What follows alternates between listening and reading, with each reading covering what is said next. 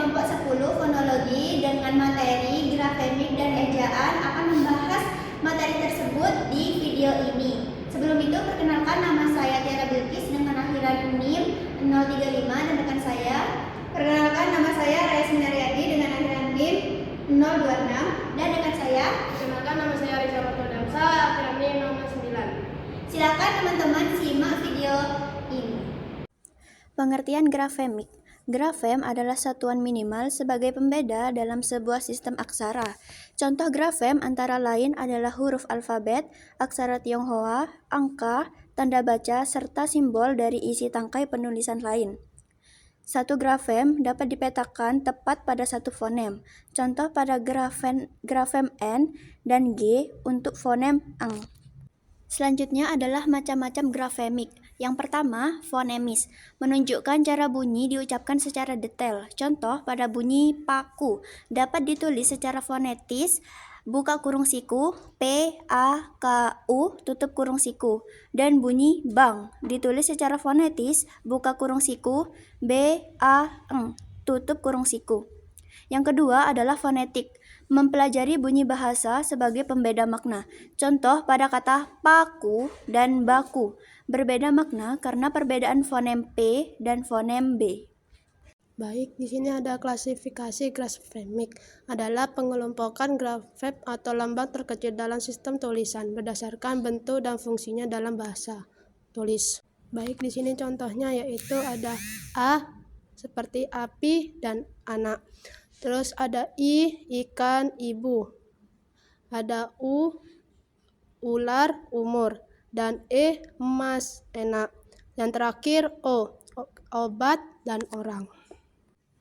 Selanjutnya ada pengertian ejaan. Ejaan adalah kaidah cara menggambarkan bunyi-bunyi dalam tulisan serta penggunaan tanda baca. Ejaan ini berkaitan erat dengan tata tulis yang mencakup penggunaan huruf, penulisan kata, dan penggunaan tanda baca yang tepat. Ejaan yang pertama, ada ejaan Sowandi. Ejaan Sowandi ini memiliki artian ejaan baru yang disusun untuk menggantikan dan memperbaiki ejaan Van Ophuijsen. Ejaan ini diberi nama Sowandi dikarenakan Menteri Pendidikan dan Kebudayaan pada masa pemerintahan Presiden Soekarno memiliki nama Sowandi. Berikut beberapa pembaharuan dalam ejaan ini. Antara lain, yang pertama, ada pengganti diftong OE menjadi U. Yang kedua, penghapusan tanda apostrof dan diganti dengan huruf K atau dihilangkan dalam kepenulisan. Selanjutnya, ada ejaan pembaharuan. Ejaan pembaharuan ini memiliki artian ejaan penyempurnaan dari ejaan yang sebelumnya, yaitu ejaan Sowandi. Berikut beberapa usulan pembaharuan antara lain, yaitu yang pertama, ada prinsip satu fonem satu huruf. Yang kedua, menghapus tanda hubung pada kata ulang bermakna tunggal, seperti kura-kura. Yang ketiga, mengubah penulisan diftong AI, AU, dan OI menjadi ai, au, dan oi. Meski begitu, ejaan ini tidak pernah diresmikan oleh undang-undang. Baik, selanjutnya ada ejaan Ophuijsen. Adalah ejaan bahasa Melayu dengan huruf Latin yang disusun oleh Charles Van Ophuijsen dan mulai digunakan pada tahun 1901. Contohnya itu goeroe, owang, dan jauer. Nah, OE-nya itu diganti U seperti guru, uang, dan sayur. Selanjutnya ada ejaan Melendo. Adalah ejaan yang dirancang untuk menyatukan sistem ejaan Indonesia dan Malaysia pada tahun 1959 tetapi tidak jadi diterapkan secara resmi. Contohnya itu TJ diganti menjadi C seperti jari, cari. Nah, terus yang kedua DJ diganti menjadi J, di jalan dan jalan. Baik, selanjutnya ejaan lembaga bahasa dan kesusastraan merupakan penyempurnaan dari ejaan Sowandi yang disusun oleh Lembaga Bahasa dan Kesusastraan sebagai persiapan menuju pembaruan ejaan bahasa Indonesia. Contohnya yaitu cinta dan jalan. Nah, TJ-nya itu diganti C dan DJ-nya tetap menjadi C. Selanjutnya ada ejaan bahasa Indonesia, adalah pedoman ejaan bahasa Indonesia yang berlaku sejak tahun 2015 sebagai penyempurnaan EYD.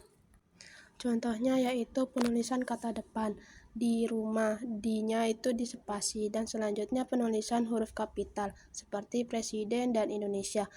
Huruf P dan I-nya itu huruf kapital. Dan selanjutnya penulisan unsur serapan seperti aktivitas, objek, kualitas. Nah, kalimat contohnya seperti saya belajar bahasa Indonesia di sekolah setiap hari. Yang terakhir adalah ejaan yang disempurnakan, adalah pedoman resmi yang dapat dipergunakan oleh instansi pemerintah dan swasta serta masyarakat dalam penggunaan bahasa Indonesia secara baik dan benar. Contoh ejaan yang disempurnakan. Pada contoh penulisan kata depan di, ke, dari yang benar adalah di, spasi atas, ke, spasi mana, dan dari, spasi rumah.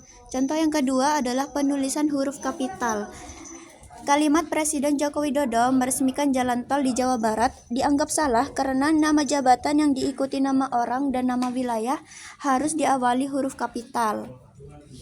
Penulisan yang benar adalah Presiden, P menggunakan huruf kapital, Joko Widodo, Joko, J menggunakan huruf kapital, Widodo, W menggunakan huruf kapital, meresmikan jalan tol di Jawa Barat, Jawa, J menggunakan huruf kapital, dan Barat, B menggunakan huruf kapital. Baik, sebelum menutup materi, izinkan saya membacakan kesimpulan dari materi grafemik dan ejaan. Grafemik dan ejaan merupakan dasar penting dalam bahasa tulis. Grafemik mempelajari simbol atau huruf yang digunakan untuk merepresentasikan bunyi bahasa. Sedangkan ejaan mengatur tata cara penulisan yang benar sesuai kaidah bahasa Indonesia. Pemahaman keduanya membantu menghasilkan tulisan yang jelas, tepat, mudah dipahami, dan sesuai dengan aturan kebahasaan yang berlaku. Cukup sekian pembahasan dari